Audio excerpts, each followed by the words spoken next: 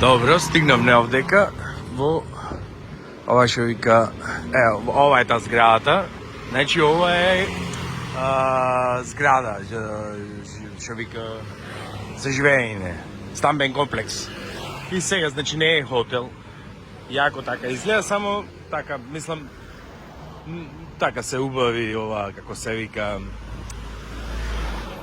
терасите и сите тие работи. И овдека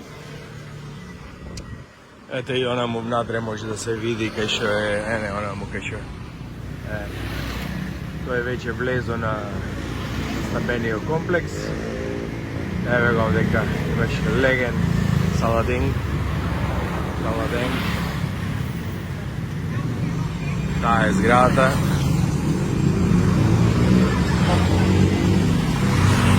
Еве овдека.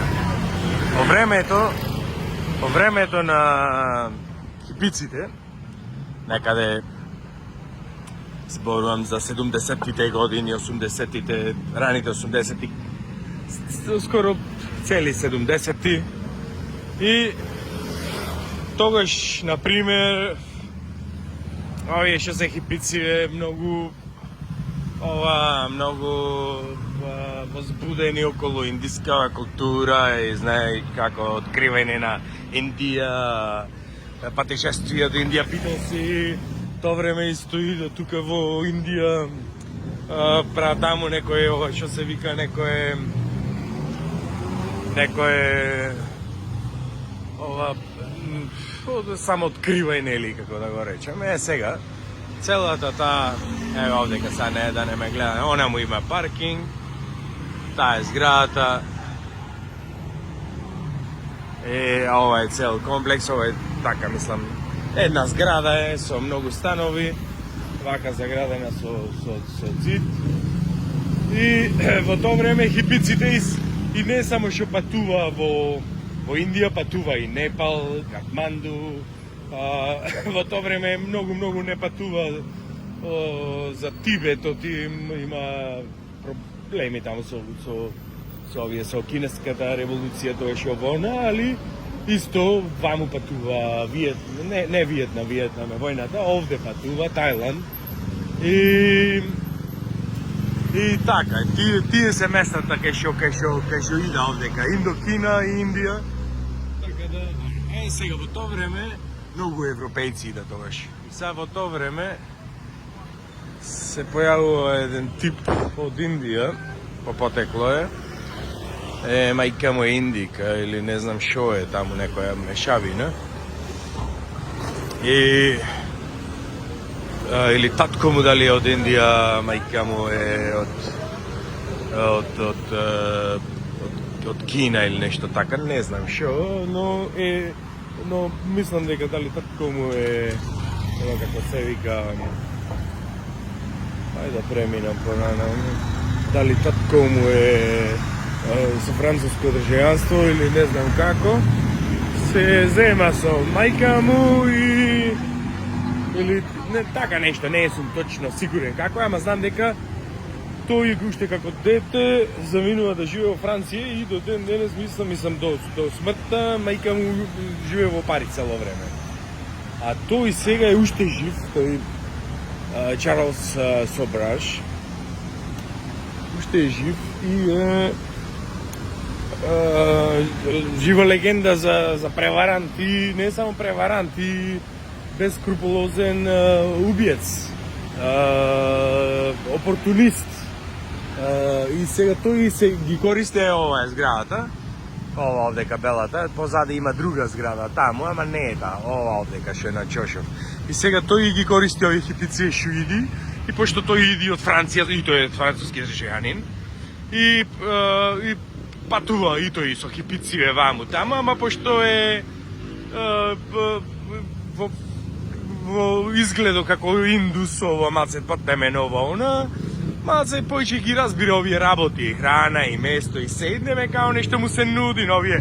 А исто има женска, тој, како се вика, долго време девојка негова, дали та беше таа е белкиња, европејка, дали беше од негде од Скандинавија, дали беше поима немам од кај беше, или од Франција и да не беше, не знам, таа што се вика едвам се ослободи од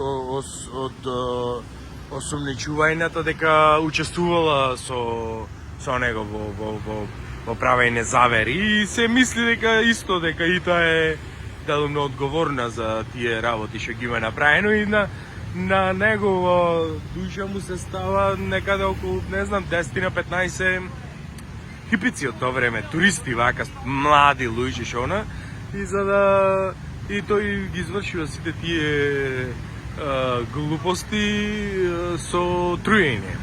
И деме као нешто му подметнува, нешто во она, нешто во пијалоко и овие после се чувствува лошо, ама дека тој као тука живее долго време, као ги разбира работите и после му бара, тој му се нуди само, вика че там некоја апчина ти помогна, не знам зашто ти е лошо, вона, заради климата може, заради нешто многу проверена историја што може да биде, што се вика, и логичка. И се уствари, тоа е уствари најстрашното, што во секоја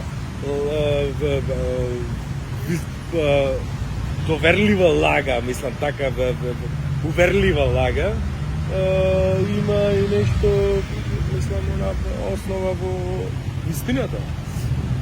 И тој уствари сега уште жив и сега е во индиски затвор, старе и многу старе и веројатно ќе биде животно, некој вика дека ќе излезел или не знам што во, али сите негови убиства уствари не може ни еден солиден доказ да му најда дека тој учествувал во сите тие работи, да оти овде кај сето каубојска работа се мислам и сега е каубојска работа, дотише сега малце пак уредено а сега ми се пред 30 години таму 50 уствари. Сигурно било дива лига. И инаку многу филмови се направени за него. Многу филмови, јас го имав слушнат до него така од овие што се психопати, социопати, некогаш по некои документарци го имав сретно тоа, али филмована историја имаше направено Netflix сега брзо и се вика серија од 7-8 епизоди, се вика Серпент или Смија. Многу добра, многу како се вика ова почна да врни, се истори. Ево само да завртаме, еве колку беше, ко почнав ова да го снимам, беше во ред, еве го сега види го. Луња. Види нагоре. Значи кура.